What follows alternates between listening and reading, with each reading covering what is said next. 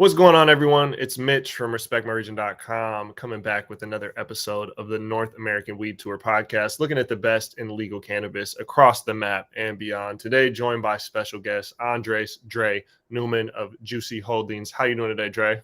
Excellent. Good to see you, Mitch. Thanks for having me.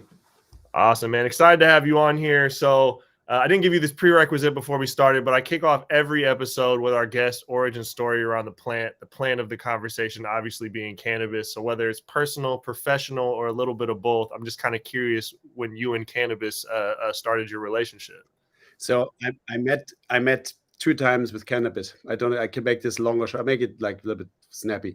So the first time really, I was 18, and I was part of this little gang in Germany. It was like around Munich, and there was some older guys who just showed up with some weed, and they said we're selling it as well. And I got really intrigued by it, and then I smoked something with them, and I think it was hash. It was coming from Morocco or something, like it was like this little bricks, and you had to cut something off, and then you do a spliff basically out of it. And I did that, and I got so tired, and like it was kind of like after that experience, I thought this is not my thing. I'm kind of like more like an upbeat guy, and it's like too mellow for me. So 30 years later, I walk into an artist, my friend's studio, Connor Tingley, who is like a great artist in LA, and there's this sexy package on the table, like this black package, and it's called Master Leaf. And I said, well, wow, this looks like a cigarette. It's like some cigars or something. It was so sexy packaging, and like didn't know what was inside. Asked, what is this? And he says, it's my brand, Andreas. Says our friend there. And like, what brand is it? Like, oh, it's a cannabis brand. I was like, wow. I said, is it legal even? He said, that is not out yet, but it will be, or it is. And then I got so, wow. And I was working with the Queens of the Stone Age exactly that time, like my friends, this punk rock band, and we were doing the new album. And I was thinking, we have to have our own brand. It's like being called the Queens of the Stone Age, right? Like Stone Age. You have to, the inventors of the stoner rock music genre, really. Like, we got to have a weed brand. And then that was my second meet with it. And then I was looking for a partner, and this ended up in a very weird way, ended me up joining Jushi, become part of the family in Jushi, invested in Jushi, and so on. So this was fabulous. And then from the day I joined Jushi, and this is like how I do it. Like, this is like, I think how you should do it. Every day I've consumed, every night. Like, not during the day. I'm not the type I could do it during the day, but every night I try all our products. I started with the vaping, from the edibles to anything you can imagine, olive oil. California, if I have popcorn here with cannabis infused. So, and I have the stores here, so we can really, I really urge everybody to try everything. And this is now for 3.5 years. Every day, I didn't miss a day. Even when I go places, I don't miss a day. And it really changed me as a person. I think it changed lots of medical stuff. Like, it changed my aches, my pain. I had back pain, all this stupid stuff you get after doing lots of sports. And then I think it's as well, it's such an amazing thing how it changed my perception. I think I always say it takes the desperation out. And if you're always hustling and around, you have to look for the next deal, or like here, and there's the entertainment business, you've been there. It's always something. And I think sometimes it's better to go back, chill, do your stuff, and let the things come, right? And I think that's the big difference between weed and alcohol. Alcohol is just like a bang, it blocks it out, and you have no connection with the universe anymore. With weed, it just opens it up. It puts you in a different level. You now receive things you've never received before. You see things you've never seen before. You feel things you've never felt before. It's like very close to music in a way, right? It has no canvas. It's like kind of like it's just a feeling, like art. So this is how I made my thing. So art, music, cannabis, for me, one thing go lovely together, and I'm so excited. Like, I'm so excited to be in this business now. It has been an amazing journey. Absolutely. And that's, one of the things in running this podcast and talking with so many people, and even beyond the podcast, a lot of the stories we've done, cannabis, I always say it's so many things for so many different people, right? Like, it is medicine for a lot of people, and it's medicine in many different ways, whether it is of physical ailments of the mind, of coping with other, drugs that they have to take for those ailments or whatever, right? It can be so many things in so many different places. And then when you look at creativity, right, whether it's, painting, whether it's photography, videography, Yeah. music, and all the different forms of music, right? Cannabis can impact people in many different ways. Oh, Um, and I've personally always been a big proponent. I've dealt with back pain myself, and I said cannabis has always helped the pain a little bit. But the way I've always described it to people is when you have chronic pain, you have something that you're never able to turn off. And mhm. while it does something physically to you, it eventually does something mentally to you. If you can never turn this thing off, you want to turn off. And cannabis for me historically has always been that like break from that in my own mind. Even if the pain 100%. might still be there, my mind can be somewhat at Yeah, peace when it doesn't it happen. separates it out, and you can sometimes you have diving into the strains, you can focus with some stuff more, less. You have to try everything, and lately I've tried. The first time, so the ending or the beginning of my journey ended up with the Puffco enjoying the concentrates, right? And the concentrates are completely new level. I mean, this is like something you have to get into on a. I think I wasn't ready for it for a long time because it looks kind of like they have the bong and it looks kind of dodgy in a way, right? So like a little bit extreme. But then I saw these wonderful devices we sell in our stores of Puffco, and these are amazing like devices. I can only imagine how they will look like in like 5 years. Imagine how they how the progress they will make. And it's when you smoke this concentrate, it takes out everything else for me. It's like it's the reset of resets. You could already have smoked the joint, and took some edibles. The concentrate, specifically the solvent that's the really pure stuff, bang, it sets up a new level of consciousness and it raises everything else. That I've never seen before. So at least it happens when I do it. So super interesting. What an interesting product this is, right? It's just never ends and surprising me, to be honest.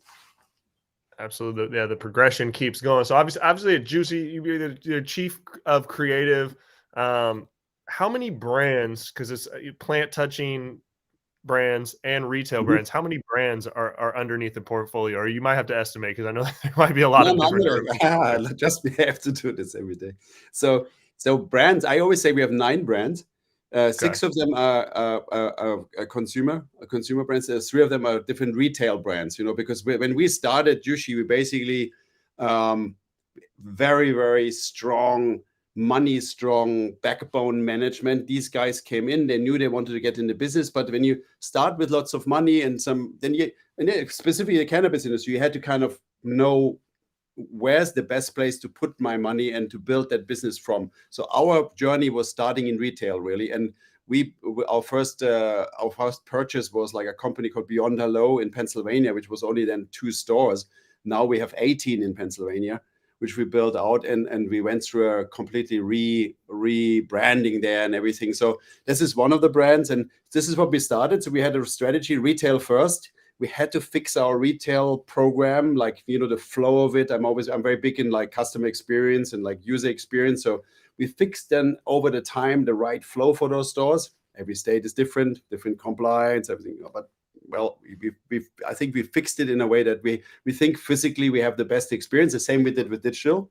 And then we started later. I'm getting to the point now. You're asking about the brand. So we started to purchase more brands. One is called Nature's Remedy in Massachusetts, and the other retail brand is called New Leaf in Nevada, which we just purchased. So there's 4 stores or 3 stores there. Massachusetts, 2 New Leaves, and the rest is all Beyond Hello around the nation. And when we got this fixed and we got vertically integrated in those states, and we were sure the product we're producing is at the level we can say this is really good, we launched our first 2 brands, which first we launched with brands we bought as well. And this is heritage, kind of like famous brands from Colorado. One is called The Lab and the other one is called The Bank. So they were at the time, they were pretty famous in Colorado for their solventless and for their like great concentrate and all that. So we celebrate that in Pennsylvania. We released that in Pennsylvania. So we did with the Bank, and then we added more brands. We have now an edible brand, Tasteology. We added a very innovative brand. I think it's based on just the stuff which falls down. We invented a new category with our brand called Sachet. It's kind of an adventure itself. It just puts the stuff which falls down, could be anything, grinds it up, puts it in a jar, sells it pretty cost efficient, People never complain about it. They don't expect, there's not too high expectations, but you're always so positively surprised. Maybe it doesn't taste the ultimate like an indoor from whatever up north here in California, but it tastes okay and it has a great effect. So what do you want more? So you don't complain about that. So and we keep as well to our roots. We kept our roots. We have as well a medical brand. We started with a CBD brand, which we're not doing anymore. We have a brand called Nira, which is like based for tinctures and capsules. It's very strong. We have in Pennsylvania. It's a very medical market, and you have a lot of real patients with issues, and they need this kind of tinctures and capsules, a little bit stronger as well. Sometimes you have in California, you have to have a prescription for that stuff. There's some 50 milligram capsules and stuff. So we have that as well. So we have the whole portfolio really, like of what you need, and building out more and testing a lot in our smallest markets. We have only 3 stores in California, and this is for us the place where we test our new brands, new concepts as well, sexier packaging concepts, different stuff. California is our testing thing, and then we're trying to implement that into our other markets. I think always California is the one, where a brand really has to start. It's like jeans or anything else, really. If you cannot start in like wherever, like in Wyoming, maybe something can start in Wyoming. I don't know why I say even Wyoming, no offense, but yeah. In the middle of somewhere, I think it always needs that fashion lifestyle thing, and California has the right feel to it and the right history, and we haven't even started yet, I think, in this department. At the moment, we're just fixing, filling, offering good stuff. Cannot do too much marketing. You have to just make sure the proof is in the pudding, as you say. You have good product, and that will go long way, right, with the customers. Yeah, I mean, that's a great strategy from my perspective, being an outside perspective, but looking at California is one of the most picky, obviously one of the most historic when it comes to cannabis. It's the mecca of cannabis, whether we're talking legal, illegal, it doesn't really matter. And when we're in the United States, doesn't matter.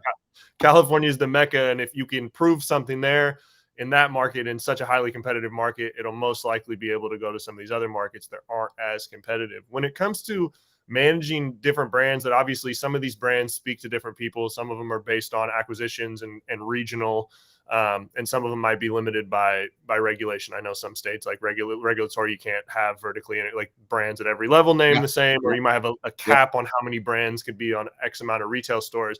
But when it comes to the creative approach to these different brands and cannabis specifically, what are some of the nuances that need to be accounted for when creating cannabis brands or messaging for the desired demographic for that? Because obviously it's a CPG at this point, but some of us, myself included, do make the argument that there is some nuance that is involved in cannabis that's a little bit different from potentially other CPG goods. Yeah. First of all, that's very, very cool question, Mitch, because so look at Jushi, for example. So when I joined, so I started the creative movement or the creative department there. So Jushi works focus on creativity and with great finance backbone.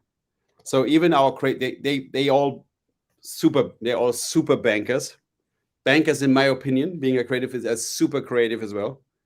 And if you have this combination, if these guys let you do what you think is right, if the expert and we let them do what they do, and we work together in harmony, this is unstoppable, right? So coming to your point, we don't do any marketing in Jushi. So we don't, let's say I call it more communication or something, but I think the plant has not deserved to be called it. We have to market weed, like we have to market it. And that goes so much against the kind of the moral ethic, against that beautiful thing. You don't have to market. You already have you're selling something people love already. Imagine, where can you do that?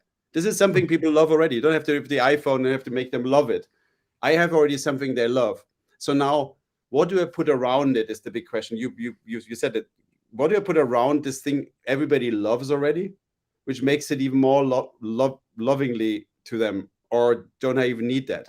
So there's the categories of flower, for example. Does flower really need any like 15 layers of packaging? Plus you can pick it up and this has a little spoiler and unfolds itself, and then it's like beautiful, opens up, and then I see a little piece of weed in there, and I say, okay, packaging goes in the bin. weed goes in my mason jar, and then I open another one, throw that away as well. So I think uh, flower is more like a commodity. Even you have to be very creative in how you sell it. I have different so I have different opinions on it. But we have different stores. For example, our Vega stores is very interesting. It's my favorite. They really sell it like in a bakery. So we just purchased New Leaf.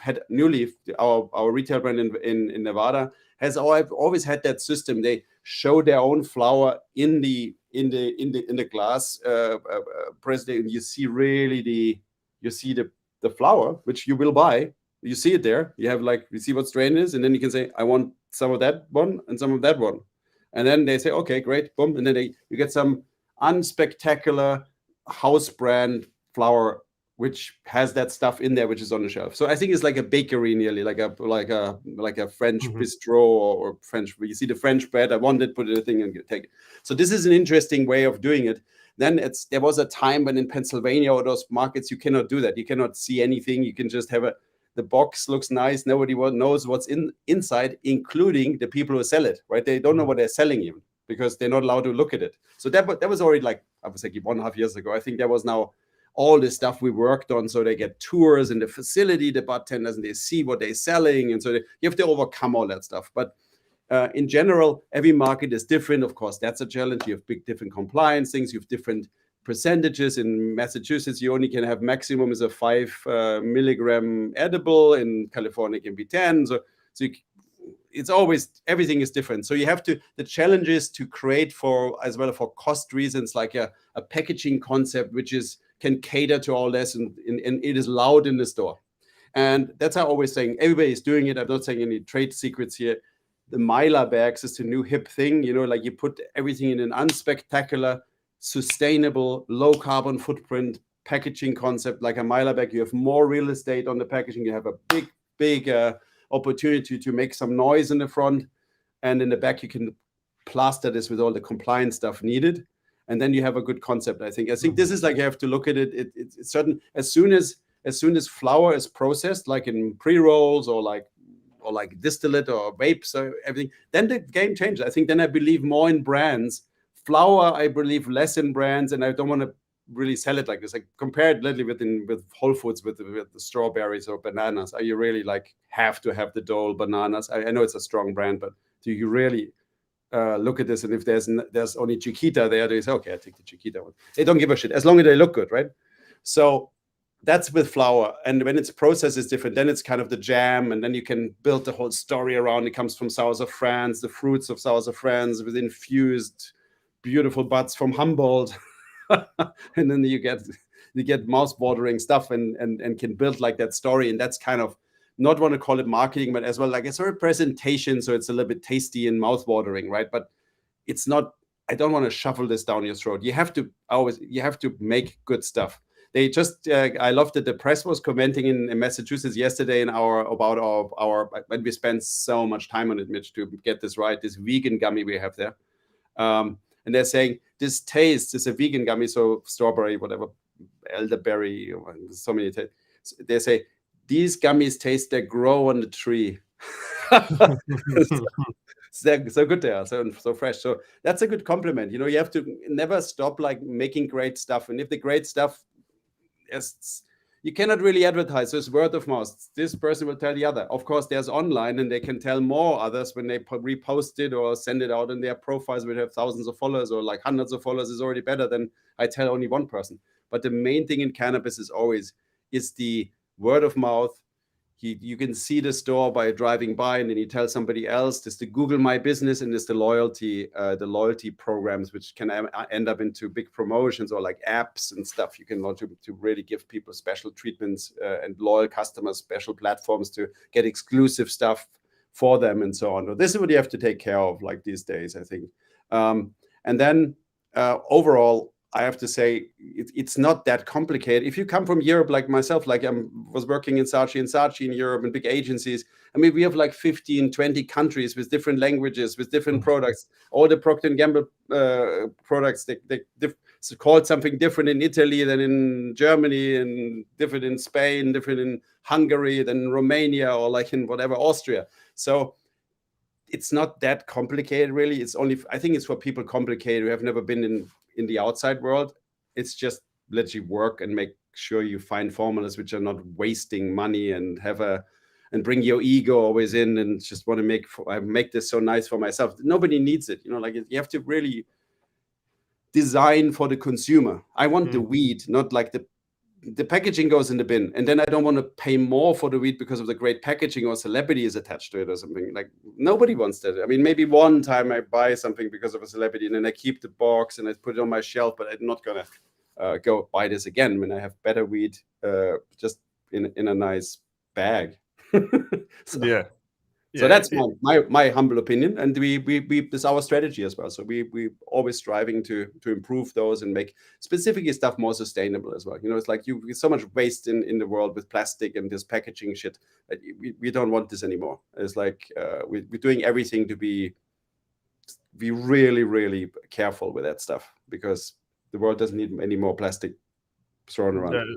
Yeah, 100%, 100%. And on the topic of retail, you brought up a couple of the retail brands earlier. I know your guys' stores in Pennsylvania, I believe the Beyond Hello, every store is a little bit different, right? You kind of cater the design to the locale of where it's located and don't try and make it cookie cutter and copy and paste.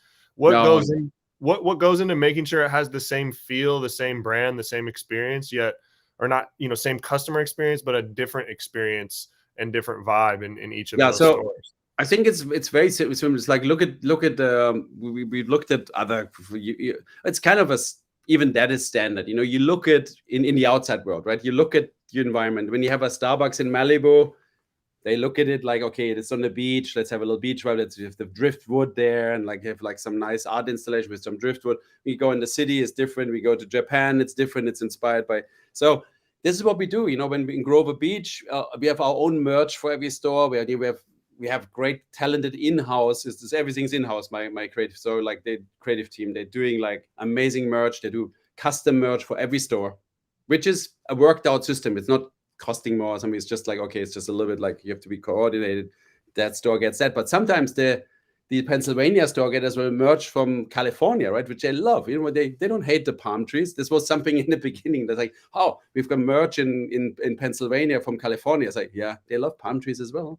So, and we have that on, and it's fun. So we make every store. We get inspired by the environment. I sometimes even go out and sounds super unscalable, but it is scalable because we can do. We only have 40 stores, so or 37 or something.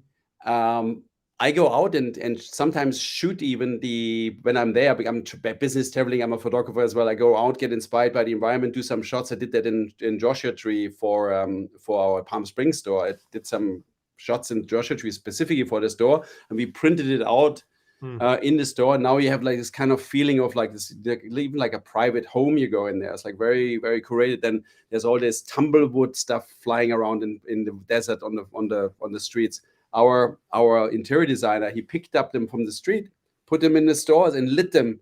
And everybody comes in the store and says, "Wow, this tumbleweed looks great." It didn't cost anything. It's just an idea, right? So you don't have to like, okay, that's the big problem when you then have a big expensive like corporate departments who then say, okay, how can we make this store like fit the environment? Then they say, okay, let's get a wall from old wall from the Parker Hotel in Palm Springs and put it here, then people will feel the same. So then $500,000 later, that's done, and you have no money to sell weed or buy weed anymore. So you have to do it with, you have to keep that store price at a certain level. We have always been very disciplined about our budgets there, and solve the stuff with creativity. You do custom stuff. You find the tumbleweed on the street, costs nothing. Put a light there, the light is there anyway.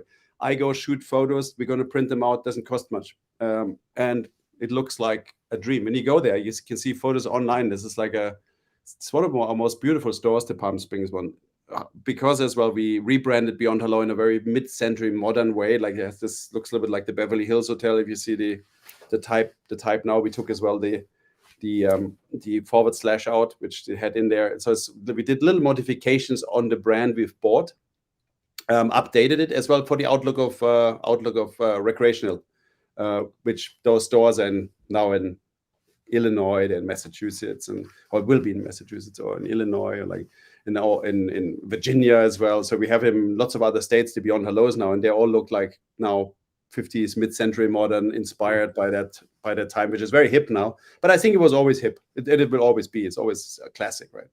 So that's the thing. And you as you said, you always try to make it like part of the community, because the customers, they're only like 6 miles around it, right? So there's not the whole of California customer of my Grover Beach store, right? There's only like a little area, if you imagine it. So that's the experience is everything. If they go one time, they have to come back. If otherwise, we don't have to do anything. You know, that's all the focus has to go on. That make the experience the best it could be. Take all the frictions out, and the experience starts in the digital when I go to the website, and it ends when I walk out the store with my product, right? So it's not like only going to the store. There's so many touch points: the curbsides, the delivery, the pre-order. How fast do I get through? Express windows, or do I have to have a mandatory or not mandatory session with a real pharmacist who in Pennsylvania, which is mandatory if you have your first visit, and he's gonna educate you 15 minutes about like all the intake methods and what's best for your conditions, and then you hand it over already to the to the hipster bartender.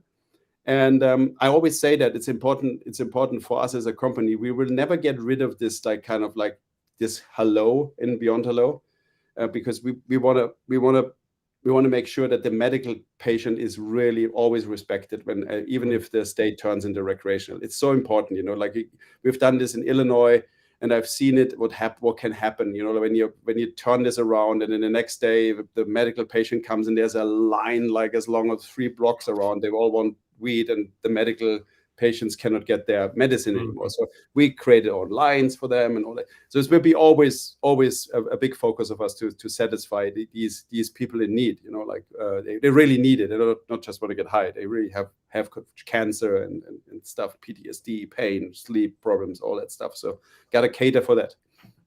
Absolutely. And I've seen it in all the markets when it changes over from medical to rec. And I always say everyone's invited into the conversation at that point, but it's important to hold on to those people that have been there.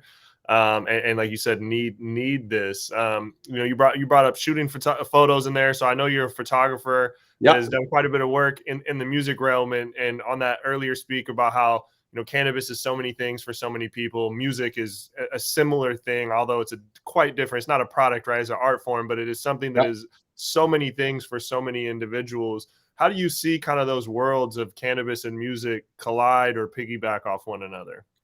Yeah, for me it's a natural. You know, like I went like I've basically I live in both worlds always. So because one is kind of feeding the other. So cannabis is my number one focus, right? So, but the music and all my relationship with the artists, all even the photos I take, the projects I take on, I look at it always today in an angle. How can I bring this two together, right? It's so much fun because, I mean, it obviously music and cannabis, there's nothing goes better together ever. I always say as well, like good comparison for a good store is always the good old vinyl stores, right? When you remember like a vinyl store, this is how, like a good record store of the old days. This is like a weed store today. There's the bartender. He knows what's new. The people always want new stuff. They don't want like 15 times Baba Kush or like Jack Herrera. We want them to try some other stuff. Some new. Where's that from? So it's like music. It's like it used to be, right? You have your guy in the vinyl, so you ask him what's new. They released a new records over there, and you don't even know where it is. So very similar. And I try to bring this always together. So, for example, we will definitely do some big collaborations with bands like Queens of the Stone Age, and we just we as well in the talks with bands like Spoon, more a little bit indie, smaller bands, you know, like who all want their own. Not necessary to make money, and it's not a celebrity concept. It's more like expressing yourself. You're releasing a new album. Now let's release our own strain, which is called one of the songs on the album, so people can kind of let's smoke it and listen to it at the same time. So that's all like fun. It's more like fun, you know, like it's fun, and fun is always good, and fun sells as well, I think. Not in a bad way. I think in a good way, because people want to have fun, and it's like it goes together like no other. I think you just have to be careful you not do it like celebrity concept and bullshit where you're like, okay, now I have my own weed brand. Who gives a shit, right? It's more like there has to be a story behind it. And when we do this with Queens of the Stone Age, the name alone, then Josh's whole like how he got there where he is now. Cannabis played a role in it, right? And then doing something together and honoring this in a maybe in like call it more like a drop, not a permanent product. It's more like let's drop some strain and it's a limited edition like we always do with photos as well. And then it's over. It's just there for the people. It's not so much for let's make some this is like a big business again. Like this is just business is always good when people love this product, right? So you don't need the band to sell the weed, but you can give them more fun even, and then that has to be the outcome. Give them more fun. Have just put that sushi in a different different shape. It's great sushi, right? So like when it's have a little bit different and for one night, so it's not the same. So that's what we're trying to do. Definitely no celebrity concepts which cost lots of money and is in the end. Yeah, I mean, I've been very critical on a lot of the celebrity brands. The consumer, like you said, the consumer wants cannabis at a certain price, and just because you put someone's face or name on it and upcharge them, most consumers are going to see right through it. Like you said, maybe they'll buy it one time for the novelty or the because they have to satisfy their bloody fan, or they give it to somebody because they're a fan of Justin Bieber or whatever. Which is not against Justin Bieber, but it's like how long is that going to go? That if you know the business, there's nothing. You should never do this, in my opinion. But it's my opinion. Other people might be loving it, but yeah, and it's just not due to the margins of cannabis and where the consumer's at. It's just not profitable. If a celebrity wants to get involved and do a multi-million deal, what you have to link in back to the company to make the profits and what that puts to the consumer, the math just doesn't make sense. No, math doesn't make sense. And you see that. You don't even have to try it. You see that. I've done this in the real world. Again, I've done like only on like my fragrance experience, like with celebrities and like doing fragrances with Naomi Campbell and all this. There it kind of makes sense, but even that is temporary. If that guys are not 100% on brand and really like go the extra mile for you and are the greatest.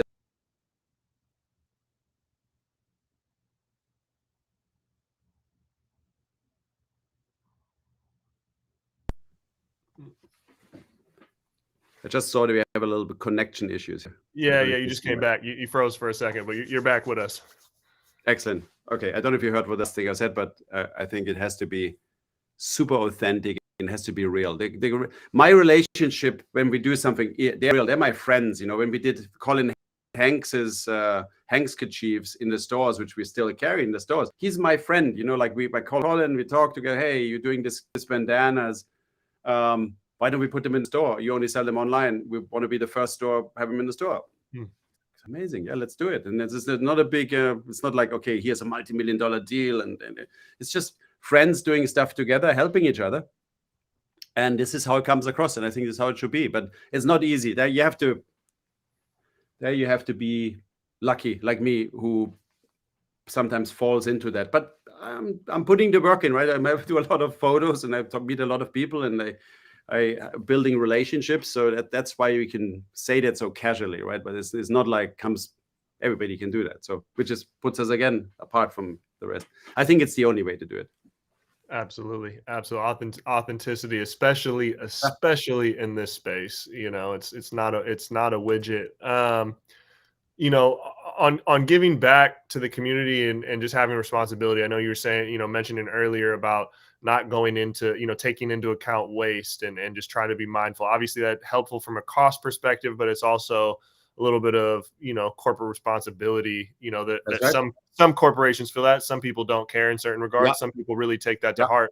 What are some of the initiatives that Jushi is doing in that realm of corporate responsibility beyond just being mindful of waste and packaging? I love that question. That question I always want to answer it very honestly. Because so when we started Jushi, there's of course you start a company, then you first have a company, then you have to make sure you get your idea right, you have to get your strategy right, you have to raise your money. Then at some point you're starting to hire people, more people. And then at some point somebody says, where's the CSR strategy here of this company? It's like, what is that even? So it's like, then, okay, you have to do good. If you're a good big company, you have to do good. You have to show you're doing good. So that's okay. I have to show you're doing good. But it's like, what we never wanted to do is just do something for doing it. And then, okay, tick that box, not interested. Okay, we have CSR. Yeah, we have that. That's it. So what we did, and I'm very proud of it, what we achieved here. So we're looking at our stuff. We definitely have a good relationship, or like a very interesting relationship with water, because water, we waste a lot of it, and we have to really make sure in those big grows, this is like recycle. There's a lot of initiative. I hear how we really want to improve that part of it, right? That we're not water wasters. And so what we did is, so another friend of mine who I ran into, Lucas White, at this all kind of comes together. This is Cannabis again. The universe has sent me this man, Lucas White, who has a foundation called Drop for Drop. And this foundation, we in partnership with them, we donated basically to build wells in Africa and India, water wells. So we have a water issue. We went as one of the first ones in cannabis, or even like with Lucas, one of the first ones who did that, like, as a corporation, went out there and built, like, I think our first run was like 8 wells around Africa and India. And these wells, every one of these wells changes like thousands of people's lives right there. They have no drinking water. That's the most, they cannot wash themselves. They cannot, that has an impact on education, going to school, how do I feel, and everything. I mean, like, people die, because of that, because of bad water and stuff. So this is a big initiative we did. We even sent a film team there. You can see it on our website. And it's a big movement. And then we have this water, Drop for Drop, this canned water, which is as well, by the way, like the official water of, for example, the Glastonbury Music Festival in the UK, or like here, Snapchat and Google have it in the offices. Soho House has it. It's a full sustainable metal canned water, which is the most sustainable one, cans. And there's no big writing about it. And we give this away, for example, in our Palm Springs store. We give this to every customer for free. And what we're getting, everyone we're giving away, we actually making money again for Drop for Drop to build more wells. So, and we're piloting this now in one store, but we roll this out to all the stores, to all our offices. Imagine how much wells we can build in the end. And if Jushi doesn't work in the end, or whatever happens, we did something bloody good, because those wells, they will be there for 15 years and they will help people. And I think that's already for taking care of the karma. And then we do all the other stuff as well. Everybody else is doing, the laundry project. Of course, we're very engaged in our communities. We're trying to really get around the communities. Not only, okay, they do all this stuff in Africa, but what about us in America, right? There's big water problems in America, which we want to tackle. There's filter systems we want to invest in, who can help people in the States as well to make bad water good water, which is a big deal. There's areas, even in California, people have no good water. The government supports them to get like water from Walmart, like canned or bottled water, because you cannot drink it. If you drink it, it's sick. So big deal. And then we have like all this, like the laundry project and the last prisoner project. We're supporting all these charities as well. We do want to do a lot for our veterans, of course. And this is, again, that's why I have a perfect fit with Colin. Colin, the Hanks family, stands for they stand for their movies with the veterans. They're always a good soldier, and I think they have a big love to the veterans, and that's why I have this brand in the stores as well. Like this is a symbol for like our respect to the people who've served this country, and sometimes come back and nobody gives a shit about them, right? So we're very supportive and all that, and trying to do more and more in this department. But it had to be coming natural, I think. And this is my favorite, is the water one, because it's really a unique thing we did, and we have a relationship to water, right? So it's a must do for everybody. And I will want to encourage everybody. You can just look at our website, Drop for Drop. Everybody can donate, and it's pretty cost efficient, this stuff. There's not much money goes in the administration. It goes straight there. I have been there, so I've been going to those places, in Africa. So my wife is actually from Senegal, Africa, and that's where we built as well 2 wells there. So I'm very close to that stuff. So it's not like, okay, send some money to Africa and see what happens over there. But we have the coordinates. I've been in most of the wells personally, and Jim is going this year as well, probably with his sons, to show the next generation as well what you can do. Well, you can do good with, you can do very good with this stuff we're doing, right? So very proud of this. I love that, and the theme that kind of resonates through that and the rest of the conversation is just the authenticity, right? And making sure things are real and tangible, built upon relationships. Again, the cannabis consumer, whether they're a medical patient, been someone that's been consuming prior to legalization, right? Like that is different than a lot of other goods. Authenticity is something that truly matters to them, kind of up and down, whether it is packaging and waste, whether it is the initiatives and where fiscal donations go, or what it is, the products that are being offered to them and the way that it's being offered to them. That is a word that, authenticity, that reigns true throughout this conversation and reigns true throughout this industry. Is it, for people out there that want to get some more information, obviously the website, jushico.com. Is there anything else, Dre, that you want to plug before I get you up out of here, man? Yeah, Jushico, important. Jushico.com. Look at all it's called, if you're interested in the water stuff, Go Beyond is the tab. Like you can go through all the tab, but there's Go Beyond. This is what we call it, Go Beyond. And this is all our CSR moves are called Go Beyond. Nicely connected with our retail brand. It will be fabulous what we can do when we get started. We will have brands like with social causes attached to it and all that. This is where you can make a difference, not in packaging. So I'm shutting up with that. You heard my opinion about that, but that's it. Like jushico.com, we're there, and my personal website is Neumann Vision, or Andreas Neumann Art.com, or Neumann Vision with one N in this case on Instagram.